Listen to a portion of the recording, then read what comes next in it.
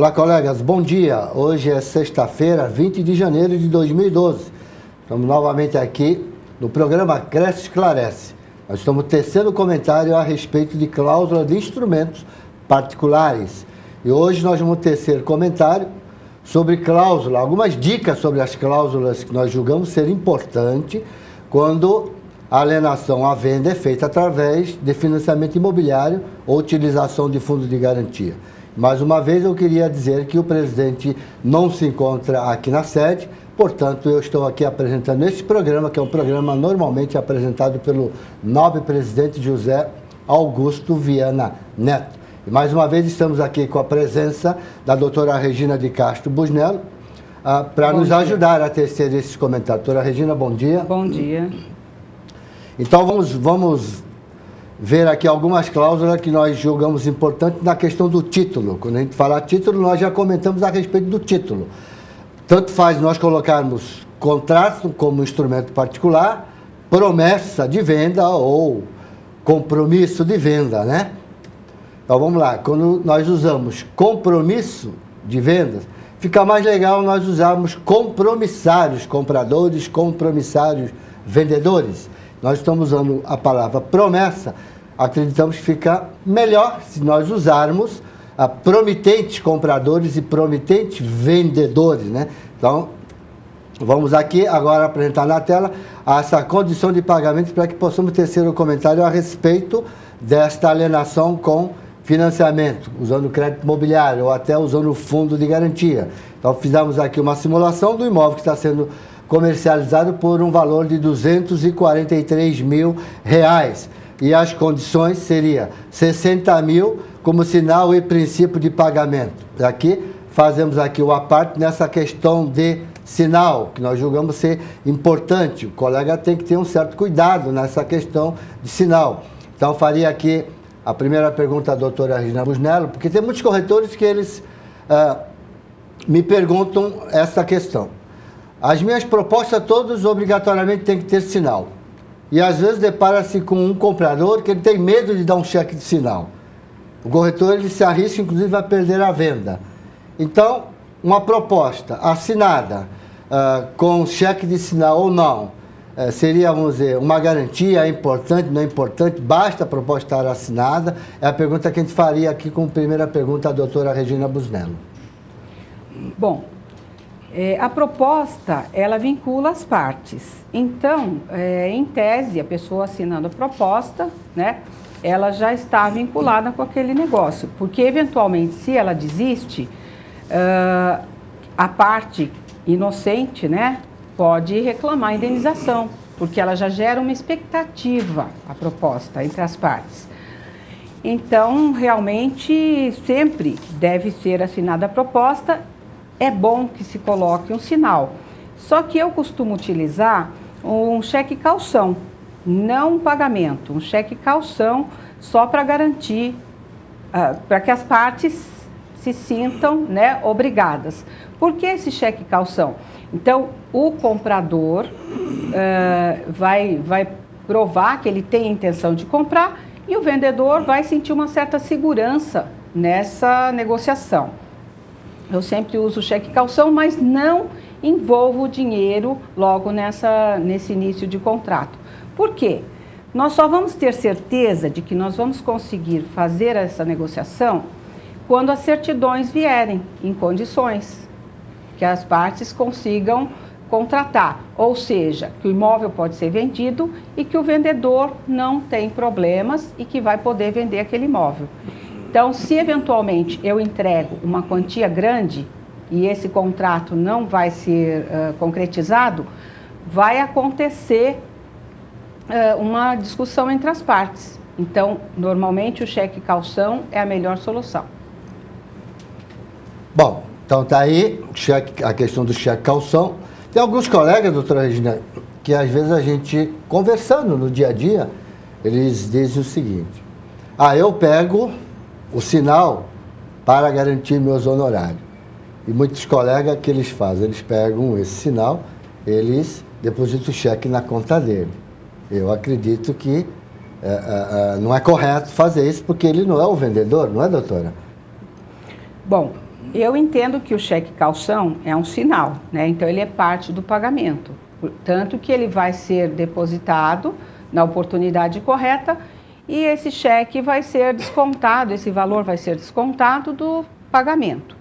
Eu acredito que o corretor não deva colocar esse cheque na sua conta, ele deve realmente usar como cheque calção, deixar para a oportunidade correta, para que ele seja depositado e não usaria esse valor, também não entregaria para o vendedor. Muito bem. Então nós recebemos uma proposta no determinado imóvel. E aí nós vamos levar, obviamente, aos vendedores para ver se eles aceitam. Então eles vão dar lá o aceite e provavelmente ele vai querer ficar com um cheque calção na mão dele. Aí nós corremos um risco, se ele depositar. Aí nós estamos passando para terceiro, nós não garantimos para o nosso comprador que o cheque era apenas cheque de calção e acabamos de ter que repassar, porque você mostrou um cheque para o vendedor e falou, não, eu vou assinar, mas eu quero ficar com esse cheque, né? Aí se entregar para ele, como é que a gente poderia fazer nessa questão? Vamos entregar para ele, dizer para ele que é para não depositar, porque ficou como calção, aí pode ser que a gente crie aí uma pequena polêmica na questão de assinatura da proposta ou não, está dentro do valor que ele quer, ele vai aceitar, mas fica aquela pequena briga. Se é pegar uma pessoa honesta, legal, a pessoa vai respeitar. Mas se a gente pegar uma pessoa, vamos dizer, não muito certinha, ela vai aprontar, ela vai acabar depositando esse cheque. Aí o corretor é que vai ficar numa situação delicada. E aí, como é que fica nessa questão? Porque aí o comprador vai se aborrecer porque aquele cheque pode até voltar, porque ele estava sem provisão de fundo, né? Cria-se uma polêmica maior ainda. Aí como é que ficaria aí? E o cliente, vamos dizer, o comprador pode desistir, não pode? Como é que fica essa questão, doutora? Bom, esse cheque, como eu falei, ele é uma garantia. E deve ser conversado nas negociações que esse cheque vai permanecer sob a responsabilidade do corretor. Isso já deve estar estabelecido, inclusive, no documento, pode ficar estabelecido. E o cheque também deve ser discriminado, né? Que esse cheque, qual a função do cheque e tudo mais. Eu acho um pouco temerário entregar o cheque para o vendedor, porque realmente isso que você comentou é realidade e nós não devemos entregar porque ele pode depositar, pode gastar e eventualmente se depois as certidões não vierem em condições, né, de vender o imóvel, como que vai resolver esse impasse? Então não deve ser entregue para o vendedor, ele deve ficar sob a responsabilidade do corretor, isso já deve estar estabelecido entre as partes e não deve ser depositado, porque ele é cheque calção, é garantia. Então, para a garantia do corretor, doutora Regina, seria importante, então, na própria proposta, ele já deveria descrever para que o destino daquele cheque, né? Que assim, pelo menos, ele se garante daquilo que ele está falando para o comprador está assinando aquela proposta, está escrito ali. Se houver algum descumprimento, não seria da parte do corretor de imóvel. Então, seria bom ele descrever isso já na proposta, né, doutora? Exatamente. Tudo que vai ser combinado entre as partes é bom que seja escrito, né? Porque o que está escrito fica mais fácil de ser cumprido. Então, realmente, eu acho que deve ser tudo escrito e já no início das negociações, a situação deve ser colocada bem clara para ambas as partes. Bom, normalmente, às vezes acontece... O mercado imobiliário está aberto para todas as questões. Às vezes a gente está vendendo um apartamento ou uma casa e essa pessoa está comprando uma outra casa. Se é no próprio escritório, fica mais fácil. Às vezes ele está comprando com outro colega corretor. E às vezes esse colega corretor também estaria vendendo porque aquele proprietário ele gostaria de comprar um outro imóvel. Então forma aquela corrente, 3, 4, 5... entre comprador e vendedor. Todo mundo está vendendo para comprar, precisa daquele numerário da venda para poder completar, né? Então, normalmente acontece isso. O sinal do primeiro vai parar na mão do último, né? Ninguém deposita. Hoje até pode depositar porque não tem mais CPMF, né? Mas antigamente o pessoal passava para o último. E se der um problema neste meio, né, Aí essa cadeia, ela acaba se desencontrando. Nenhuma venda vai acabar dando certo, né? Então, nessa questão, seria bom, doutora Regina, se nesse envolvimento dessas várias famílias, vários compradores e vendedores, não seria bom, por exemplo, assim, o primeiro, até chamar, fazer uma reunião com todo mundo, que é uma corrente, e todo mundo precisa cumprir um determinado o compromisso para poder dar certo, porque senão acaba não dando certo e fica difícil fazer essa corrente, né? Seria, assim, legal chamar as partes, desde que eles concordassem, para ficar tudo redondinho, tudo certinho, os compromissos mais ou menos de acordo, para que não haja nenhum tipo de problema, uma pessoa vai, vamos dizer, prejudicar a outra ou coisa parecida. Seria importante isso, doutora Regina? Bom, esse entendimento entre as partes é muito importante. Só que existe uma situação. Eu considero cada contrato individualmente. Então, mesmo existindo essa corrente, cada contrato deve ser feito de forma individual.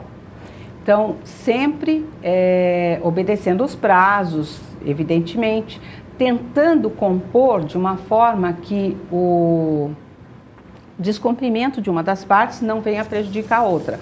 Por exemplo, se uma pessoa está dependendo de um financiamento para receber e para poder quitar o outro imóvel que ela está adquirindo, isso tudo deve estar muito bem estabelecido em relação a prazos e tudo mais.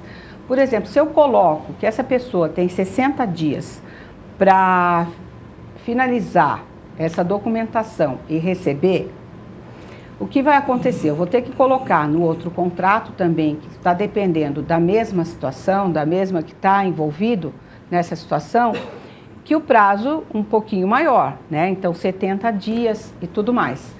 E eu tenho que colocar ainda o seguinte, é bom que seja colocada uma cláusula, que se eventualmente o segundo que vai adquirir o imóvel e está dependendo do financiamento para receber, se eventualmente ele não conseguir receber e o segundo negócio não puder ser concretizado, então que ele se resolve sem prejuízo para as partes. Porque senão o que vai acontecer? O primeiro não recebe o dinheiro do financiamento e aí ele não vai pagar o segundo contrato. Só que o segundo contrato, se ele não descumprir, vai gerar uma multa. Ele vai ser prejudicado. Então, colocando prazos e evitar que haja prejuízo. É importante, sim, que as partes façam uma reunião e conversem, mas os contratos têm que ser estabelecidos individualmente. As obrigações são individuais. Muito bem, então veja bem. Parece que é simples, né, a questão do sinal. Mas se a gente for analisar, é o nosso dia a dia e nós não podemos errar, porque se a gente errar, vamos estar prejudicando terceiro. E o Código Civil é bem claro, né? Nós somos responsáveis, então vai sobrar é para quem? Para o corretor. Todo cuidado é pouco. Eu acho que conversar seria o ideal. Vamos dizer, conversar, amarrar todos os contatos de acordo, com os prazos. Olha, eu vou receber nesse dia, mas só vai ser liberado tal dia, então vamos colocar um prazo maior no teu. Seria assim, bem legal. E jamais o colega deve pegar o cheque de sinal e depositar na conta dele, porque isso ele não é o vendedor, e depositar, por exemplo, dinheiro de outrem na sua conta, acredito que vou até perguntar para a doutora Regina, que isso aí deve ser apropriação indébita, né, doutora Regina? Isso aí é crime, não é? Se ele depositar sem o conhecimento das partes envolvidas, pode gerar uma certa responsabilidade, sim. Então, o ideal é que ele não deposite, mas se vier a ficar ajustado uma situação em que ele vai depositar, isso tem que estar constando por escrito e as partes têm que assinar e concordar. Bom, já que se comentou em prazo, então nós vamos passar para a próxima tela, onde vai falar do final do pagamento, que seria aqui no nosso caso R$183 mil, né? Então aqui já diz assim, como crédito aprovado. Se o crédito está aprovado, ótimo, vamos citar que o crédito está aprovado. Se o crédito não estiver aprovado, podemos dizer que o crédito ainda será pleiteado, para ficar bem claro que o crédito não está aprovado, vai ser pleiteado a um agente financeiro. Normalmente a pessoa já tem o seu agente financeiro, né? Aí nós colocamos aqui, para a liberação dessa verba do crédito de financiamento, que não depende do corretor, não depende do vendedor, não depende do comprador. Entra aí uma quarta pessoa que é o agente financeiro. E o agente financeiro às vezes atrasa, já era um problema. Então tem que ter um prazo, obviamente teria que ter esse prazo. tendo esse prazo, doutora Regina, a gente poderia, por exemplo, estipular esse prazo e colocar assim o tipo de um prazo de carência para não ser incisivo, que tem que ser naquele dia, naquela data, até tal hora, senão o negócio está desfeito. Não seria assim bom colocar mais um prazinho assim para a pessoa poder, vamos dizer assim, não dizer que ele foi, vamos dizer assim, obrigado a assinar esse contrato. Dá um prazo de carência para não caracterizar que ele está sendo só ele penalizado. Pode ser colocado, né, doutor, um prazo de carência nesse aspecto? Pode ser colocado. Por exemplo, eu acredito que um prazo de 30 dias seja muito curto. Então, pode ser colocado um prazo de 60 dias, podendo ser prorrogado por mais 15. Só que nós já vamos estar gerando um problema aí. Por quê? 60 dias, está ótimo. Aí, uma das partes acredita que já foi suficiente, ela não quer mais manter o contrato. E se você colocar pode, você percebe que uma das partes pode não querer, né? Então, talvez seja melhor colocar já 75 dias, um prazo de 90 dias, para evitar esse tipo de problema. Porque o pode, a palavra pode, já vai gerar algum tipo de desentendimento aí. Então, voltando à tela aqui, coloca a tela no ar aqui, eu coloquei aqui a propósito, né? No item B aqui, o pagamento com crédito imobiliário, eu coloquei aqui nesse próprio item B, eu coloquei aqui esse prazo. Mas também nós podemos descrever esse prazo numa cláusula separada, né, doutora Regina? E, vamos dizer, é bom colocar a data, sempre é bom amarrar a data, é importante, eu acho que... Eu, às vezes, coloco até horário, até tal horário, porque para não ficar aquela briga, olha, dia 10 é até meia-noite, dia 10 é... Então, para evitar esse tipo de problema, coloca dia 10 até o horário bancário, que assim, o horário do banco fechou, acabou, não tem mais como pegar dinheiro, pagar ninguém, né? Então, acho que pode até colocar essa cláusula em separado. Pode, né, doutora? Ficaria até melhor, né, para a pessoa poder descrever a essa questão, né? Sim, sempre nós devemos colocar a forma de pagamento, o local do pagamento e, eventualmente, podemos até colocar o horário comercial, né?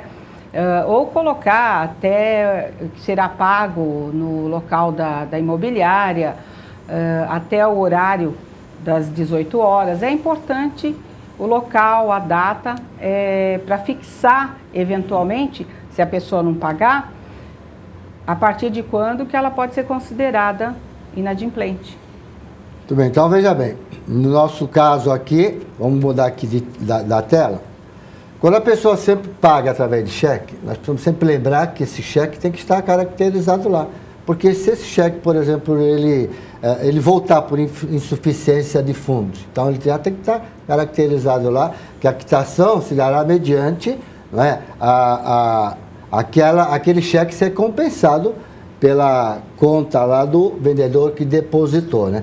E também é importante, esse valor de 183 mil, que é o saldo final que ele vai pagar com o financiamento, ele é corrigido, não é corrigido? Isso é importante a gente clausular, como, por exemplo, parágrafo único da cláusula primeira, da cláusula segunda, ou da cláusula terceira, no qual você clausulou lá a questão das condições de pagamento, né? Então é importante você dizer se tem correção ou não, para evitar futuros problemas, porque no contrato o que não pode deixar é dúvida. E para a gente evitar deixar dúvida, às vezes o contrato vai muito mais folha do que a gente acredita que deveria ter. Mas eu, na minha opinião, Gilberto Iog, se for para mim ter 3 folhas ou 5 folhas, tirando as dúvidas, eu prefiro usar as 5 folhas.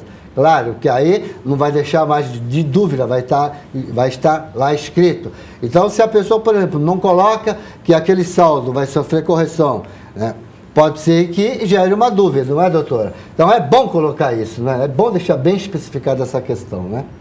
É bom deixar sempre claro se aquele valor, o saldo, vai sofrer atualização, correção ou não. Porque muitos contratos, eles têm problemas por causa dessa situação. Então, é muito importante que se coloque no contrato o valor tal, que será pago até tal data, fixo, sem correção ou com a correção, da forma que as partes estabelecerem. E quando a gente for colocar a correção, precisamos indicar qual é o índice também da correção, né? Precisamos saber qual é o índice para colocar lá. Porque nós não podemos jamais lastrear com base em salário mínimo, coisa parecida, porque isso é inconstitucional, né? Agora, mudando de tela aqui, nós temos essa questão aqui que é importante, às vezes os colegas não colocam. Por exemplo, as partes vendedores e compradores, eles se comprometem entre si, né, quando chamado pelo agente financeiro, ou se for uma venda à vista, né, quando chamado pelo corretor, a comparecer no dia, hora e local lá marcado para ele assinar a escritura. E se uma das partes não comparece, né, não comparece para assinar a escritura, a gente deveria ter aqui uma cláusula do qual tem que ser essa parte que não compareceu, teria que ser penalizado por um motivo. De repente ele não quer mais o imóvel e simplesmente não aparece. Deixar lá o corretor, o cartorário ou o funcionário do banco lá, e o vendedor, vendo o navio esperando e ele não aparece para assinar a escritura. Então, pode colocar uma cláusula com essa penalidade a quem não comparecer, né, doutora? Isso, pode e deve, né? Então, se a pessoa já está fazendo o contrato, ela já deve estabelecer uma penalidade caso não compareça no ato em que foi agendado, em que está sendo agendado. Por isso, é importante que quando for marcada a data, todas as partes sejam comunicadas e de preferência até por escrito. Então, faça uma cartinha indicando data, horário, tudo, para que todos estejam cientes e não possam alegar o desconhecimento. Muito bem. Então, vamos agora mudar a nossa tela aqui, que é uma questão aqui meio polêmica, essa questão de multa, né? Por exemplo, vamos colocar também, óbvio, numa cláusula que qualquer uma das partes que descumpriu o contrato tem que ter uma multa, né? Nós sempre precisamos lembrar que o contrato ele não pode ser assim unilateral, o que é para um tem que ser para outro, porque senão fica difícil, né? E juridicamente isso aí é muito simples, vamos dizer, de dizer não. Então, a questão da multa. Né? Alguns colocam uma multa de 2%, outros colocam de 10%, às vezes colocam em condomínio, colocam até 20%. Tá? É uma questão meio polêmica. E, na maioria dos casos, a gente vê que o pessoal acaba usando 10%. Né? Aí, veja bem, uma multa de 10%. Aí ela é 10%. Eu atrasei um dia, eu vou ser penalizado já no dia seguinte, pagar 10% de multa. Aí eu vou cobrar 20%, então eu vou querer fracionar essa multa de 20%. De 20% por 30% vai dar 0,66, ou coisa parecida, mais ou menos isso. Então, a cada dia ele quer atrasar, ele vai pagar 0,66 de multa. Não sei se em juízo isso ficaria melhor ou não, mas é uma coisa que é meio complicada. Então, se a gente for usar essa questão de 20%, doutora Regina, o que é bom o corretor deixar claro? Como é que a gente faria isso? Porque às vezes o comprador ou o vendedor, ele não entende muito. É bom deixar claro, eles têm que entender, para não gerar polêmica futuro. Eu achei que era assim, mas não é assim. Então ele tem que entender que é para ele vai assinar um contrato. E se ele assinou um contrato, ele está dizendo que ele leu. Se ele leu é porque ele aceitou, né? Então, mas é importante explicar, porque às vezes a pessoa não entende e não pergunta. Então, essa é a parte, o corretor tem que explicar direitinho. Então, esse cuidado é bom ter, né, doutora? É bom. A multa, para que ela serve? Ela serve para coibir o descumprimento do contrato. E também para evitar que a parte que cumpriu o contrato e fez tudo certinho não tenha um prejuízo, né? A multa no valor de 2%, normalmente, ela é utilizada nas relações de consumo e também para condomínio. Nos contratos, quando a gente elabora, normalmente a gente coloca uma multa de 10%.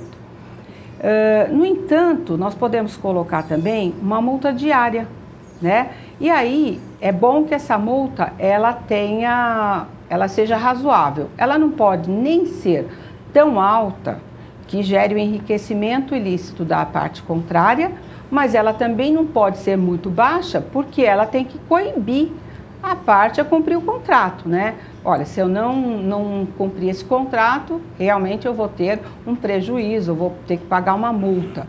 Então, a multa ela tem que ser razoável, porque, eventualmente, se ela for excessiva, ela pode ser discutida em juízo e o juiz pode abaixar essa multa. Por exemplo, uma pessoa que está adquirindo imóvel, que teve algum problema aí na contratação, e esse imóvel teria um valor de aluguel de R$ 1.000 por mês. Então, eu posso estabelecer uma multa diária que seja acima do valor do aluguel, né? Para coibir a pessoa a permanecer no imóvel, por exemplo, se ela não entregar as chaves na data fixada. Então, a multa ela tem que ser sempre razoável, tem que ter bom senso para estabelecer a multa. E nessa mesma cláusula, coloca lá na tela aqui a cláusula, eu coloquei aqui, inclusive em negrito aqui, né? Eu, Gilberto, lá na minha imobiliária, eu gosto sempre de usar com prazo, sempre com prazo, porque a gente nunca pode deixar um contrato aberto, né? Quando você vai pagar? Até o dia tal, porque se ficar aberto, ele pode levar 1 ano, 2 anos, e aí, como é que fica? Então, tem que estar sempre ajustado, bem amarradinho. Eu costumo colocar como eu coloquei aqui, que eu digo assim, porém esse prazo não poderá ultrapassar. Ele vai atrasar? Sim, vai atrasar. Mas vamos colocar um prazo, determinar um prazo que ele pode atrasar. Então, no caso aqui, eu coloquei 15 dias ou 30 dias. Aí, pode ser cobrando a multa ou não cobrando a multa. Está correto isso, como eu uso, doutora? Pode colocar que até tal período ele vai pagar a multa e, posteriormente, o contrato será rescindido e as partes vão resolver esse contrato, né? Mas, nestes casos, nós vamos ter que notificar a parte. Por quê? A parte que descumpriu, para fixar o prazo a partir de quando ela descumpriu esse contrato. E isso vai ser necessário, tá? Então, anotem bem, colegas. Tudo que a gente está fazendo, precisar, houve um descumprimento, é importante a gente estar notificando as pessoas para dar ciência, né, para a pessoa que aquele prazo venceu, que ele vai incorrer na multa ou coisa parecida. É sempre bom dar essa ciência. Inclusive, tem... o meu advogado um dia me disse para mim assim, você faz uma proposta, leva para o vendedor aceita. Então, você dá ciência ao comprador que essa proposta foi aceita. Você pode mandar uma carta com uma R, eu acredito que possa até mandar, não sei se juridicamente é válido ou não, um telegrama fonado, pode, no caso, para dar ciência, doutor? Serve como documento? Pode sim. O telegrama fonado, ele está sendo... O telegrama, né, você pode fazer até pela internet. Ele está sendo muito utilizado como notificação. Por quê? E você faz o telegrama e pede cópia confirmatória e aviso de recebimento. Então, você vai ter na cópia o teor do telegrama e no aviso de recebimento a data em que a pessoa recebeu e quem recebeu. Então, é um tipo de notificação que a gente está usando, sim. Muito bem. Então, vamos para a próxima tela, onde a gente vai tecer algum comentário na questão das chaves. Quando o imóvel é com financiamento, eu não gosto de colocar nenhuma data, porque eu não sei quando vai ser assinado, embora nós colocamos uma data, né? Pode colocar 60 dias, com mais um prazo de carência, ou coloca 75 dias. E cada caso é cada caso quando se fala na questão de crédito imobiliário, né? Depende muito do agente financeiro, do trabalho do corretor, se ele montou o dossiê corretamente, se não vai vir exigência ou coisa parecida. Então, o dinheiro, quando é um agente financeiro mais usado no mercado, esse dinheiro ele vai para a conta do vendedor, porém ele fica indisponível. Eu gosto de usar que as chaves serão liberadas mediante a disponibilidade desse dinheiro para uso imediato. Aí nessa data ele recebeu o dinheiro, olha, amanhã seu dinheiro vai ser liberado. Muito bem, vamos acertar para depois de amanhã ele vir trazer as chaves, vamos lá no imóvel, conferir se está tudo de acordo, conforme o vistoriado, para não ter nenhum tipo de problema, né? E lembrando que também a gente precisa levantar essa questão de débito condominial. Então, passou 60 dias, 90 dias, ele pagou esses condomínios, o vendedor? Então, não custa nada pedir a declaração de condomínio, se está tudo correto, porque se não tiver, vai sobrar para quem? Vai sobrar para o corretor que vendeu. Não é isso, doutora? Nós temos essa responsabilidade, né? Exatamente. Nesses casos, antes você já vai estar com essa declaração condominial, né? Porque vai, no início, você já vai pedir. Só que, realmente, decorridos esse prazo, 60, 90 dias, então, há necessidade, sim, de pegar uma declaração do síndico atualizada, para verificar se nesse período ele não ficou inadimplente. Então, vamos ver agora, já que estamos falando nas chaves, também tem uma multa, tem que ter uma multa. E essa multa pode ser também incendiária, né, doutora? Pode sim. Então, essa multa, acredito que deva ser diária. De qualquer forma, vai funcionar da mesma maneira. Eventualmente, se a pessoa não entregou as chaves no prazo ajustado, então vamos fazer essa notificação, mandar aquele telegrama que nós já falamos, e isso vai definir a data a partir de quando ela já está inadimplente com o contrato. E a partir daí, ela pode sim ser obrigada a pagar uma multa diária. Como eu falei, não precisa ser uma multa muito alta, mas ela tem realmente que coibir o descumprimento do contrato. Que aqui nessa cláusula também, nós colocamos aqui a questão de que o prazo não pode ultrapassar para a entrega das chaves. E como eu gosto de amarrar sempre a questão de prazo, né? Mas vamos pular aqui para o outro slide aqui, que fala, recebeu as chaves, então a partir daí, todos os encargos que recaem sobre esse imóvel, é óbvio que tem que ser de responsabilidade de quem recebeu as chaves. E aqueles anteriormente a esta data, continua de responsabilidade do vendedor. Isso é importante a gente citar essa questão, né? Para ficar bem amarradinho, bem esclarecido para as partes, né, doutora Regina?